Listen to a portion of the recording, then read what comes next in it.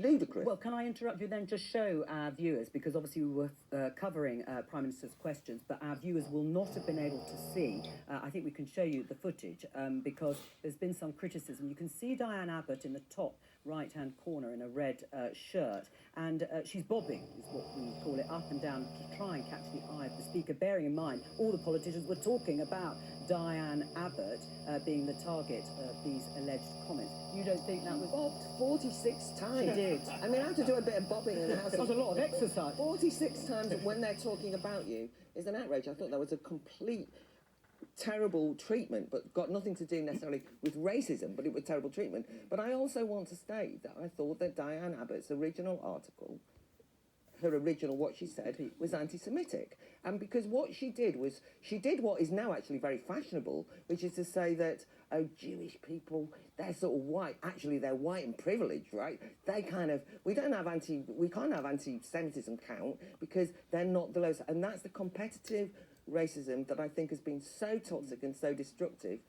So I don't care what the Labour Party do. I don't want to now turn Diane Abbott into a saint, even though I agree she was a trailblazer and she should have been taken yesterday in the House of Commons. Should she be readmitted to the Labour Party? Absolutely. She apologised straight away. The treatment of white male Labour MPs has been very different. She's clearly being treated differently.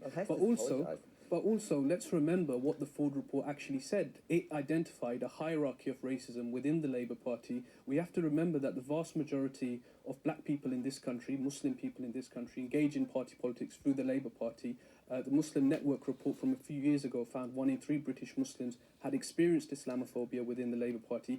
Black female Labour MPs, Dawn Butler and many others, have repeatedly said that the Labour Party does not take anti-black racism seriously. And so she's apologised. I think she was wrong to say what she said, but she has apologised. She's very sincere about that, and she should absolutely be readmitted. And I think the Labour Party is not doing anywhere near enough to tackle this disgusting racism and this disrespect that Diane Abbott was subjected to. Let's remember what the report said. It said that Diane Abbott was found crying in the loos, and you had senior Labour officials taking the mickey out of her. I mean, that's completely unacceptable. She's going back to work the next day, and she's working with these people. It's a joke. Ruth? The Ford report has been implemented. The recommendations of the Ford report have been implemented. I am not going to comment on the current, nor should I comment on the current investigation. No, but what Diane about Abbott. just generally the treatment? Diane Abbott says she hasn't received an apology for some of the things that Taj has said. Are there issues that need answering, even if you might agree with Claire that that headline is over the top?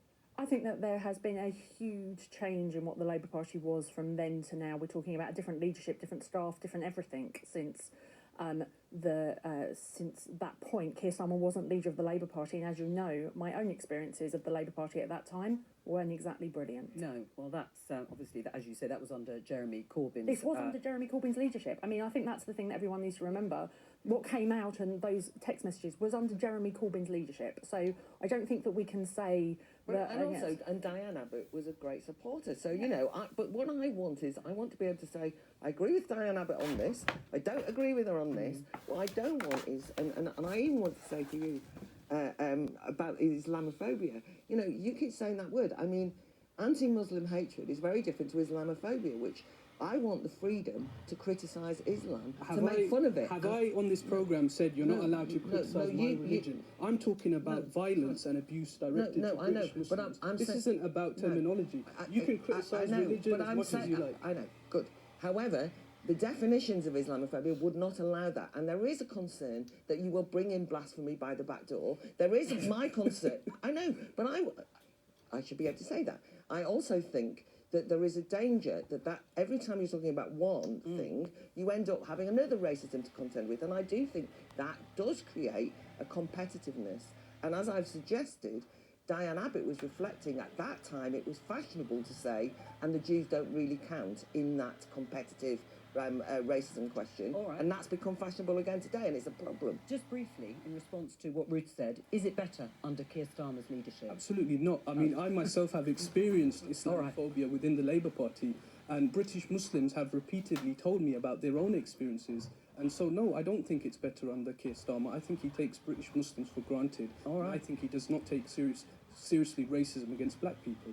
that headline, Claire said, is not true in her words. Do you agree? The Tories are outrageously racist and sexist. You may not believe they're all racist and sexist, but is there a real problem? I've been in the Tory party for 50 years. I remember when it was an anti-Semitic, misogynistic, racist place. I remember in my local Tory association there used to be a sign saying "No blacks served here." I mean, it was an organisation that was out of date. It has come a very, very long way, and you only have to look at the cabinet to see who's running the show and what it looks like today. Are there people like Hester in there? Yes, of course there are. But I think that as an organisation, But you shouldn't give the money back, even if you. But I don't know if I mean, I'm just making the As a practical principle- point. as that a giving money principle. back is always really difficult because you've probably spent. Yeah, but it. if the party's changed, wouldn't that send That's a big signal? it would be a signal. You're right, but it's a strange principle. I think you have to talk to the Treasurer about whether they can do that or not. I don't understand. I mean, the thing about the funding is, I know there's been controversy about the likes of Dale Vince giving money to the Labour Party, and we've just been discussing extremism, and he's a great fan of Just Stop Oil, and then actually some of the things he said about the 7/7, anti-Jewish pogrom and Hamas and so on are dodgy to say the least. Now, I think it just misses the point of what we should be talking about. If you're going around going, give the money back, you're this kind of bigot, you're that kind. All right. Yes, say it when they're bigoted. Yeah. And say it's and the fact that the Tories sat Let's around not talk saying about it was racism. Dale because he's not here. Right. Let's move on because we're going to talk about something called limit.